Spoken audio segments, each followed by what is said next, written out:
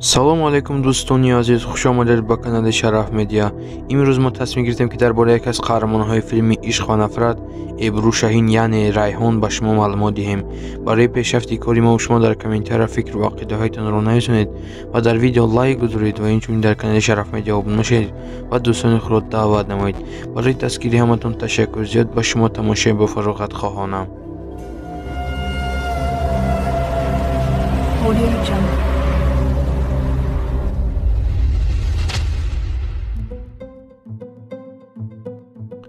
Эбру Шаҳин 19 майи соли 1994 дар шаҳри Истанбули Туркия ба дунё омадааст. ӯ ҳаёти кӯдакиашро низ дар он ҷо гузаронидааст. вай инчунин мактаби миёнари он ҷоро низ хатм кардааст. Эбру аз синни 11-солагӣ ба варзиш машғул аст. дар зиндагиаш фақат ба ду чиз майл дорад: варзиш ва ҳунар. барои ҳамин ӯ ба академияи варзиши шаҳри Истанбул дохил шуда ва бо муваффақият хатм намуд. баъдан ӯ мефаҳмад ки ин ҳама барои ӯ нест. мехоҳад ки дар телевизионҳо нақшоварӣ карданро шурӯъ кунад. ӯ баъдтар нақшоварӣ карданро дар клипу рекламаҳо оғоз кард. Эбру Шаҳин аввалин маротиба дар силсилафилми Кампарсӯ нақшоварӣ кардааст. ногуфта намонад ки Эбру сароянда низ мебошад. Эбру Шаҳин пас аз чанд силсилафилми нақшоварӣ карданро дар яке аз силсилафилмҳои машҳур бо номи Ҳерҷаӣ яъне Ишқ ва нафрат шурӯъ мекунад. баробари нақшоварӣ карданаш дар ин силсилафилм ҳаёташ ба куллӣ тағйир ёфт ва соҳиби ҳазорҳо мухлис гардид. 23 июли соли 2019 дар шаҳри Истанбули Туркия дар маросими ҷоизасупории ҳунармандони турк Эбру Шаҳин дар номинатсияи актрисаи беҳтарини соли 2019 ҷоизаи асосиро гирифт. ва ногуфта намонад ки Эбру Шаҳин то ҳол оиладор нашудааст. мегузарем ба филмҳо ва силсилафилмҳое ки Эбру Шаҳин нақшоварӣ кардааст. Эбру Шаҳин соли 2016 дар силсилафилми Кампарсӯ нақшоварӣ кардааст. соли 2017 ӯ дар силсилафилмҳои Бабам Савашчӣ ва боз дар силсилафилми Истанбул Гелин ҳунарнамоӣ кардааст. аз соли 2019 то ин ҷониб ӯ дар яке аз силсилафилмҳои машҳур бо номи Ҳерҷаӣ яъне Ишқ ва нафрат нақшоварӣ карда истодааст. дӯстони азиз, инак мо ба анҷоми барнома расидем. барои пешрафти кори мо шумо дар комментария фикру ақидаҳоятонро нависонед ва дар видео лайк гузоред ва инчунин дар канали Шараф Медиа обуна шавед ва дӯстони худро даъват намоед. барои дастгирии ҳаматон ташаккур. зиёд хайр. то барномаҳои дигар. худоёр мададгоратон бод.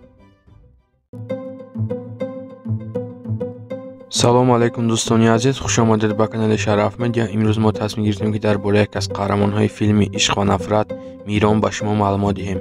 барои пешрафти кори мо шумо дар комментария фикру ақидаҳоятонро нависонед ва дар видео лайк гузоред ва инчунин дар канали мо обуна шавед ва дӯстони худро даъват намоед. барои дастгирии ҳаматон ташаккур. зиёд ба шумо тамошои бофароғатхоҳона.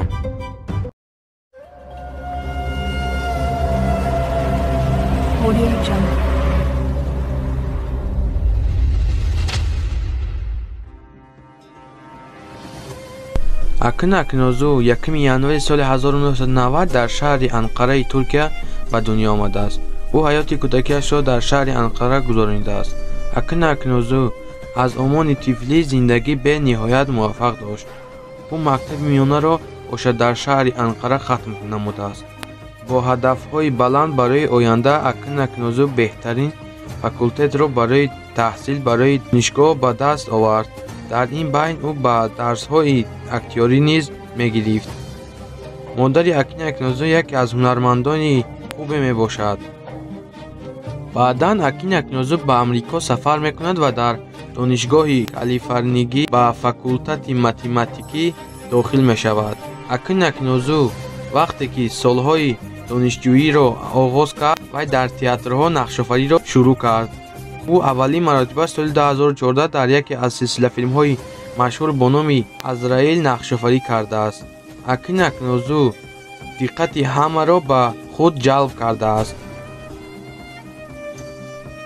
вақте ки ӯ соли 2015 ба Туркия бармегардад, дар силсилафилми Муҳташаи Йилдуз Косем нақшовариро шурӯъ кард.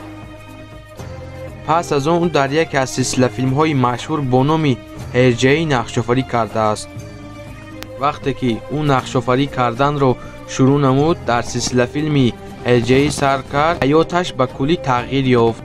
баъди нақшофарӣ кардан дар ин силсила филм ӯ дар байни ҳама яке аз беҳтаринҳо гашт. Акин Акнозу бисёртар ба таъмин машғул аст. мувофиқи маълумотҳои гирифтаамон, Акин Акнозу оиладор нест, вале мегӯянд ки дӯстдоштае дорад. Акин Акнозу соли 2014 дар силсила филми Азраил бо тахаллуси Гафур ҳунарнамоӣ кардааст. соли 2015 бошад ӯ дар силсила филми Муҳташел Юлдуз Косем бо тахаллуси Иван Алӣ ҳунарнамоӣ кардааст. соли 2016 бошад ӯ дар силсила филми Аркадашлар бо тахаллуси Юнус Ағлаян ҳунарнамоӣ кардааст.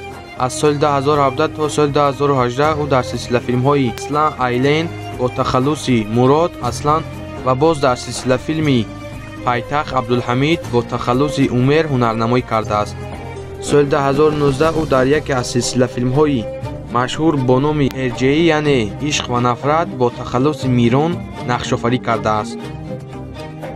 дӯстони азиз, барои диққататон ташаккур. зиёд инак мо ба анҷоми барнома расидем. барои пешрафти кори мо шумо дар комментария фикру ақидоятонро нависонед ва дар видео лайк гузоред ва инчунин дар канали Шараф Медиа обуна шавед ва дӯстони худро даъват намоед.